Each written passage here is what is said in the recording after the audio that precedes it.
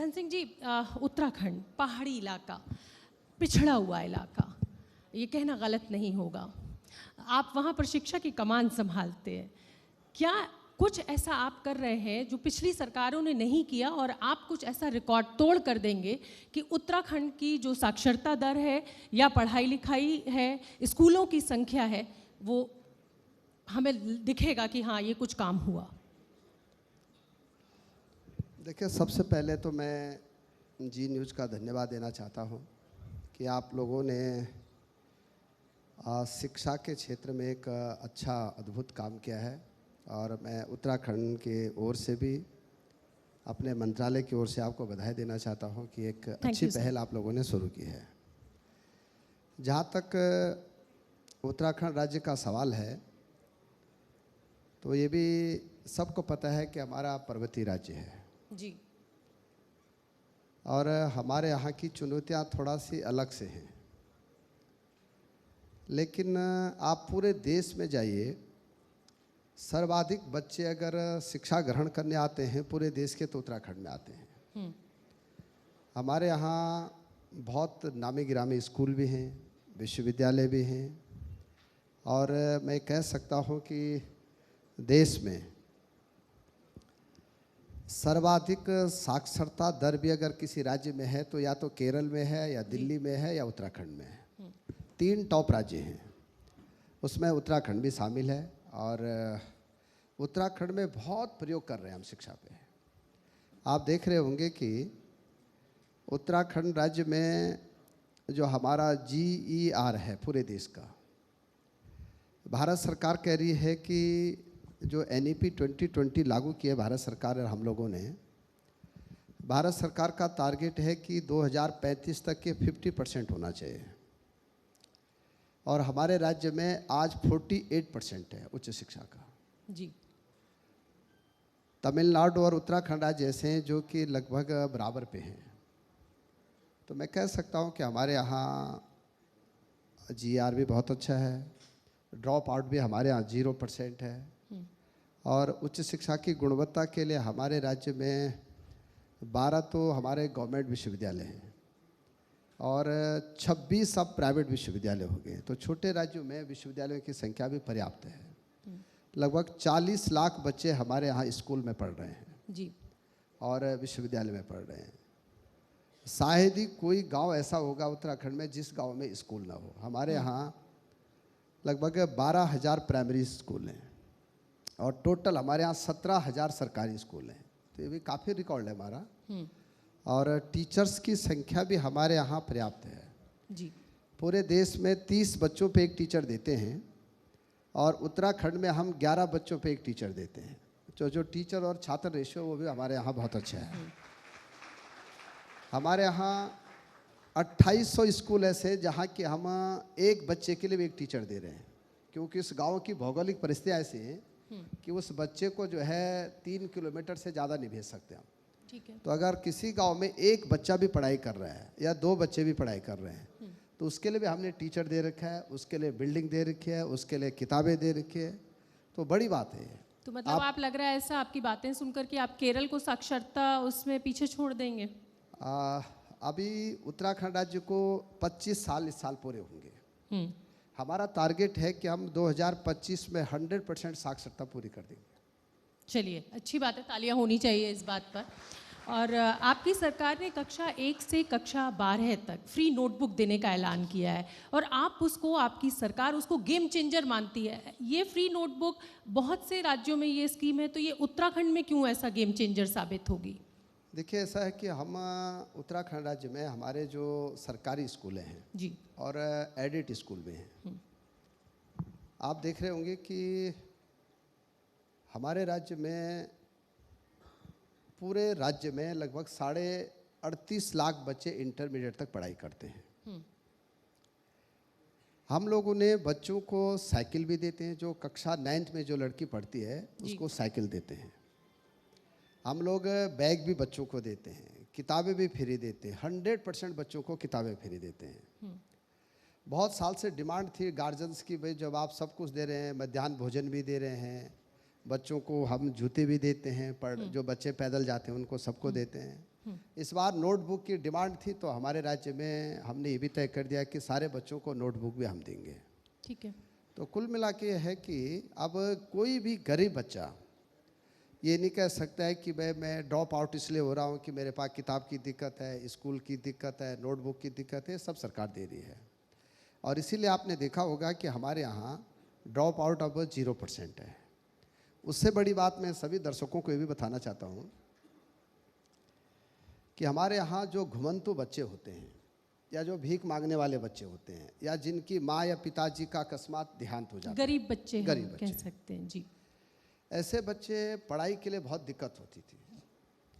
हमने नेताजी सुभाष चंद्र बोस जी के नाम पे हॉस्टल बनाए और ये 19 हॉस्टल हमारे राज्य में हैं और 100 बच्चे हमारे राज्य में 12वीं तक निःशुल्क पढ़ाई करते हॉस्टल में। रहना फ्री है, खाना फ्री है, ड्रेस फ्री है, कंप्यूटर फ्री है, पूरी शिक्षा फ्री है।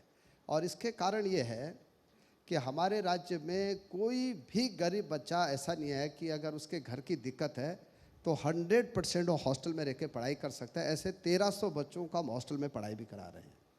तो एक बड़ा काम है कि जो है अगर कोई गरीब छात्र बिना पैसे के नहीं पढ़ाई कर सकता है तो वो कर सकता है हमारे तो राज्य। गरीब छात्र सिर्फ आपके हॉस्टल में रहे, सिर्फ आपके स्कूल में पढ़े तो वो पढ़ सकता है, लेकिन अगर वो गरीब छात्र मदरसे में जाए तो वो नहीं पढ़ेगा। ऐसा देखिए, मदरसों का बहुत जिक्र आपकी सरकार करती है, इसलिए ये सवाल यहाँ पर वाजिब हो जाता है। देखिए आपने अच्छा क्वेश्चन किया है मदरसों का। हम जो नाजायज मदरसे चल रहे हैं या जो बिना सरकार की अनुमति के चल रहे हैं उनके खिलाफ हम हैं, और जो सरकार की मान्यता प्राप्त हैं उनके लिए हमने कंप्यूटर शिक्षा भी दे रहे हैं, उनको हम बहुत अच्छी शिक्षा भी दे रहे हैं। लेकिन मदरसों की आड़ में अगर गलत काम होगा तो इसके खिलाफ हमारी सरकार है। और आपने देखा होगा कि हमने बहुत कड़े नियम बनाए रखे हैं, कई मदरसे बंद भी हो गए हैं और ये अच्छी बात भी है, सभी राज्य सरकारों को ये करना भी चाहिए। ये आप इसको अच्छी बात कहते हैं, लेकिन एक बड़ा समुदाय जो है इस देश का वो ये कहता है कि साहब आप हमारे अधिकारों का हनन कर रहे हैं। आप शिक्षा का अधिकार जो है ये हमारा मौलिक अधिकार है, हम कौन सी शिक्षा लें, हम कहाँ लें, आप उसमें इंटरफेयर कर रहे हैं। ऐसा नहीं है, मैं फिर कह रहा हूँ आपको कि जो मदरसे सरकार द्वारा मान्यता प्राप्त हैं या अल्पसंख्यक कल्याण मंत्रालय के द्वारा चलाए जाते हैं उनके खिलाफ हम हैं नहीं। मदरसों की आड़ में जो गड़बड़ काम हो रहा है वो सरकार उसके खिलाफ है और ये सब जानते हैं कि क्या क्या होता है। इसलिए अगर हमारी सरकार ने, हमारे मुख्यमंत्री जी ने अच्छा काम किया है तो उस पर तो सबको सराहना करनी चाहिए।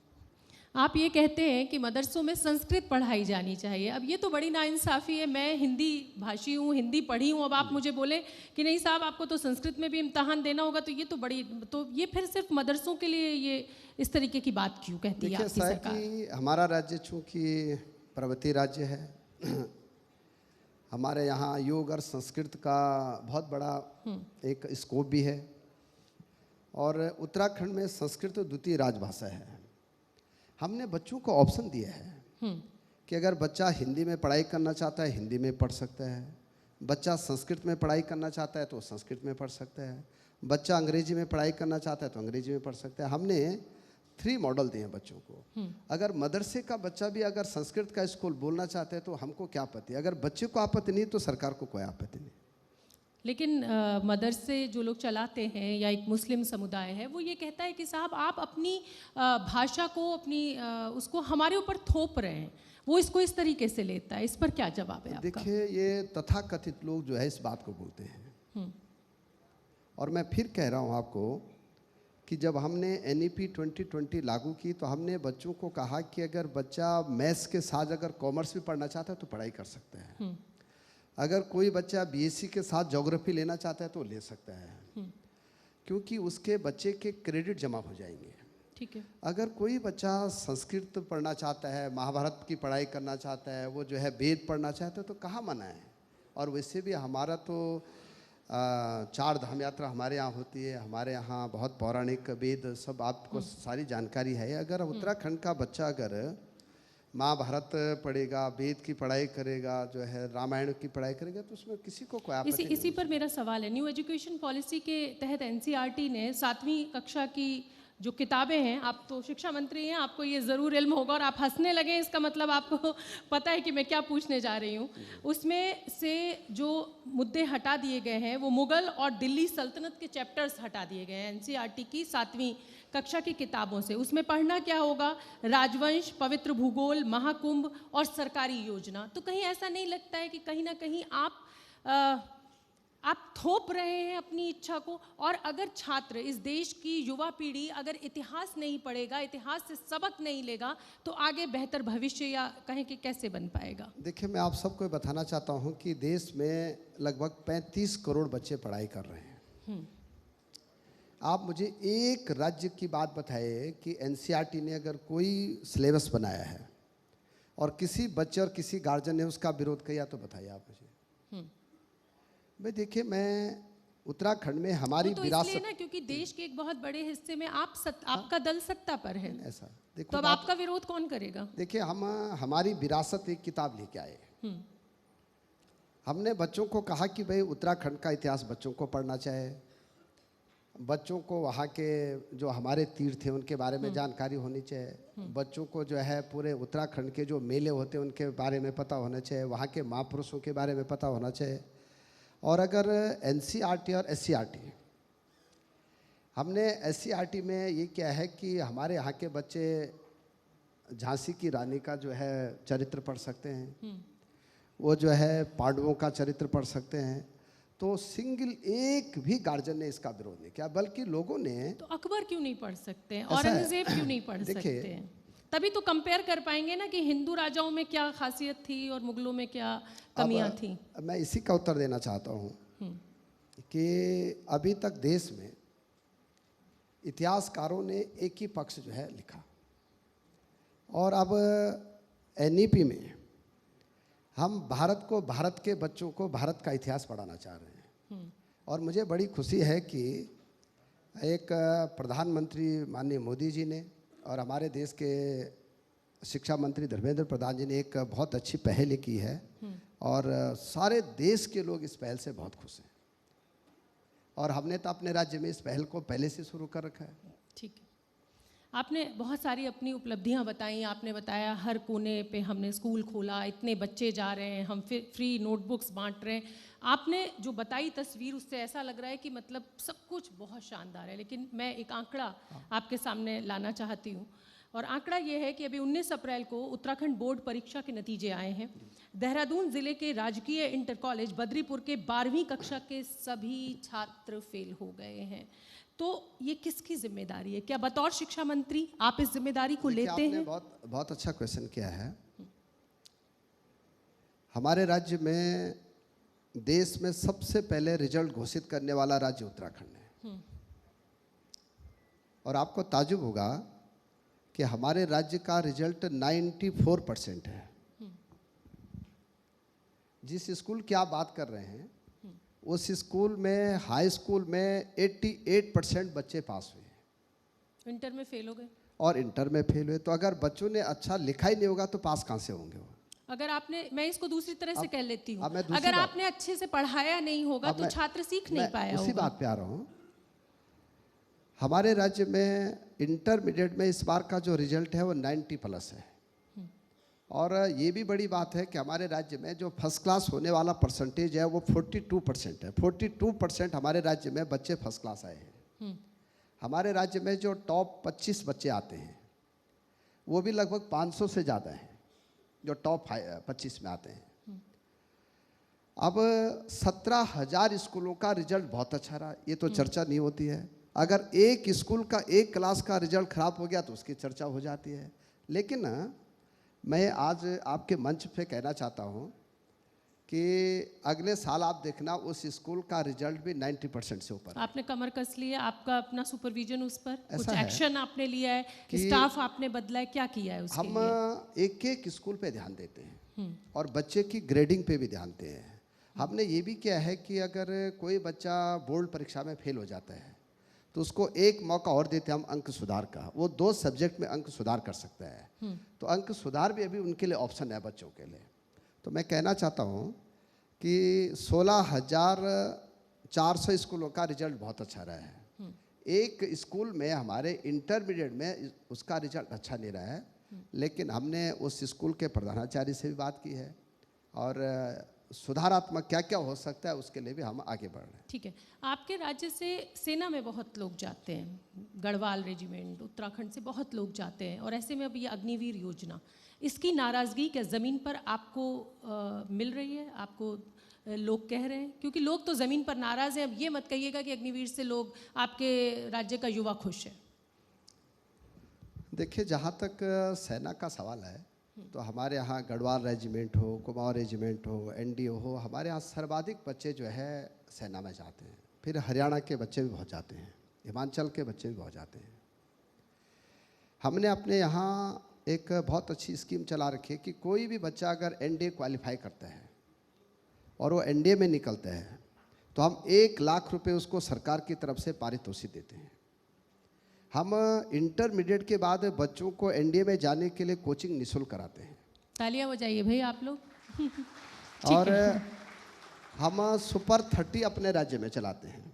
कोई बच्चा अगर सुपर 30 में एडमिशन लेना चाहता है तो उसको निःशुल्क एडमिशन दिया जाता है। ठीक है। और बड़ी बात यह है कि सुपर 30 में हमारे बच्चे 30 के 30 बच्चे कई बार एनडीए में निकल जाते हैं, नहीं तो 25 तो जरूर निकलते हैं।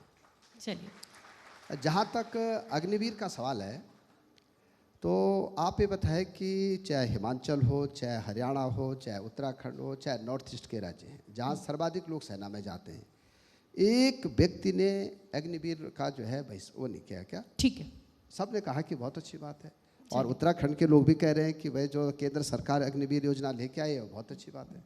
चलिए सर, शिक्षा के क्षेत्र में आप अच्छा काम कर रहे हैं, ऐसा आप कह रहे हैं और मैं आपका बहुत धन्यवाद देना चाहूँगी। आप इस मंच पर आए और हमारी ढेरों शुभकामनाएं। अगर पढ़ेगा भारत तो फिर बढ़ेगा भारत। जोरदार तालियां। Thank you sir. अपनी तरफ से आप सबको आमंत्रित कर रहा हूँ कि हमारे यहाँ 4 धाम यात्रा शुरू हो रही है, और मेरा निवेदन यह है कि आप लोग 4 धाम यात्रा में ज़रूर आना। हमारी तरफ से आपका स्वागत भी है, और मैं अपना नंबर भी दे दूंगा आपको, भैया को, ठीक है? वो भी हमारे पंतनगर से पढ़े हैं जी। आप जितने लोग यहाँ पे बैठे हैं, मैक्सिमम लोगों की पढ़ाई या तो दून स्कूल से हुई होगी, या वेलम से हुई होगी, या पंतनगर से। हमारे यहाँ टॉप 10 में हमारे यहाँ 7 स्कूल हैं पूरे देश में, तो हमारा सौभाग्य है। जी न्यूज़।